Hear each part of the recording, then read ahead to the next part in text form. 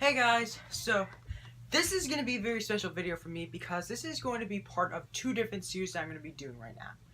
The first series, which is the series that I'm currently working on right now, is the Oscar Rundown series, in which I go over all the movies that got nominated for Best Picture, except for two, The Favorite and Roma. The only reason why I haven't gotten to those movies yet is because I'm currently in the middle of working on this and my other projects that I'm planning on doing, so I just haven't had enough time to watch them, so sorry. I've heard they're really, really good, but I just haven't gotten the chance to see them.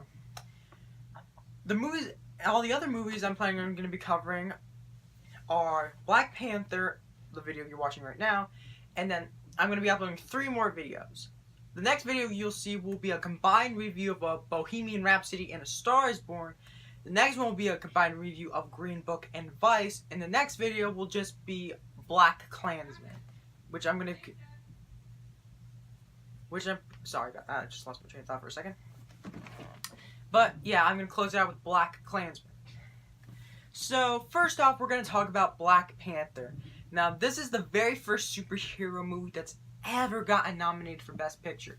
If you go on Rotten Tomatoes right now, it currently sits at a 97%, making it the highest rated Marvel movie there, which is nuts. But while I do think it is Marvel's 10 best that they've done, I don't think it's one of the greatest superhero films of all time. It is a good superhero movie, don't get me wrong. I don't understand why people would claim it's the Schindler's List of superhero movies. But come on. You're probably thinking, oh, that seems a bit much. Come on, you know there's one person that is going to claim it's that. So what's the story? Well, this takes place a couple months after the events of Captain America's Civil War. T'Challa, who we got introduced to in Civil War, is now going to be crowned King of Wakanda.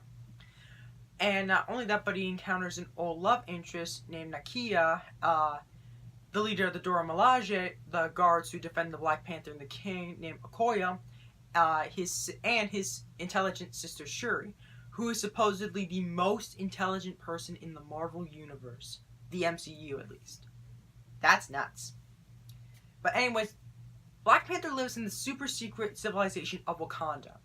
The reason why they're so advanced is because long ago, a meteor of vibranium crash landed in that area, and people decided that they would have to keep it secret because they didn't want people to invade their country and take all the vibranium for themselves. However, things change when Michael B. Jordan's Killmonger comes into the picture.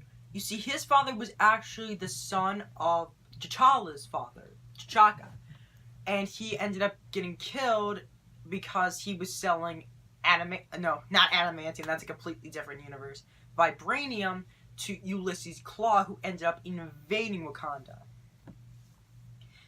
And T'Chaka ended up killing him and ended up leaving behind Eric Stevens, Killmonger. And he has his own ideas about how he should be able to say, hey look, Wakanda shouldn't be secret. We should spread out, through more violent means, because we gotta be able to make the world listen. So what worked in this movie? Well, for starters, it's written and directed by Ryan Coogler, the guy who did the first Creed movie. Now, I love the first Creed movie. In fact, I love all the Rocky movies. They're my favorite. It's my favorite film franchise of all time. But I feel like that's for another day. I might cover that sometime in the future. But love Rocky. But yeah, back to Black Panther. Well, for starters, the villain, you actually understand why he's doing what he does. For the longest while, Marvel has always had this string of villains in which they're kind of forgettable, but starting with Guardians of the Galaxy Volume 2 and then moving onwards with these movies, they have been able to make really, really memorable villains. From Ego to the Vulture to Hela from Thor Ragnarok to Thanos, heck, even Ghost from Ant-Man and the Wasp. And, of course, Killmonger. This might be my personal favorite Marvel villain. It's not objectively the best. I think objectively the best, that's Thanos. But just personally speaking, it's Killmonger because you understand where he's coming from. He comes from a relatable situation, and at times you kind of root for him and understand why he's doing what he's doing. And that's actually really, really interesting for a superhero movie to do. Now, and of course, Wakanda is awesome. I love to see, like, sort of the streets of Wakanda and all the people dressed out in the unique garb. There's also a separate Wakandan embassy area led by M'Baku, played by Winston Duke. He's a lot of fun. Just literally when anybody's trying to do something or say something that he doesn't want, he will just do nothing but make gorilla noises. It's hilarious. Hold on one second. In fact, to celebrate Black History Month, because it's the first week of because it's in February. For the first week of February, the AMC teamed up with Marvel to re-release Black Panther back into theaters for free. And I was pretty excited when they did do that. And yeah, it's still a really, really good movie, but there is two major problems that I can think of. One is that the visual effects in this movie are not very good. What I mean by that is that, particularly towards the climax, that's when the effects, I think, are not all that great. It's like if Marvel made direct-to-DVD level effects. It's not good.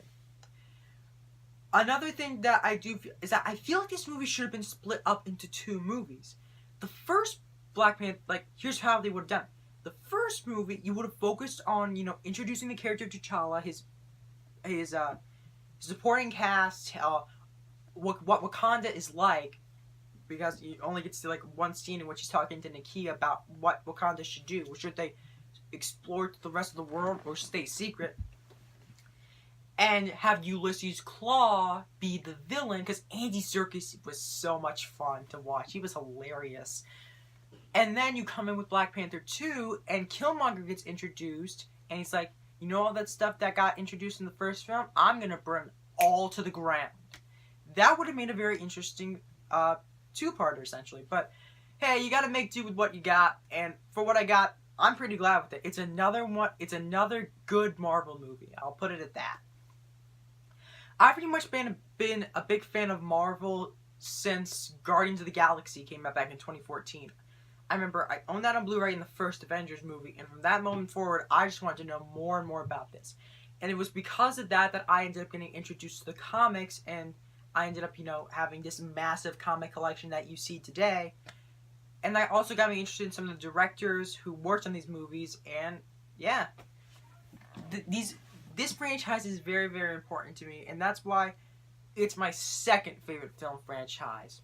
Rocky's still always going to be number one, but this is probably my second favorite. So yeah, if I had to give Black Panther a score, I would give it an 8.5 out of 10.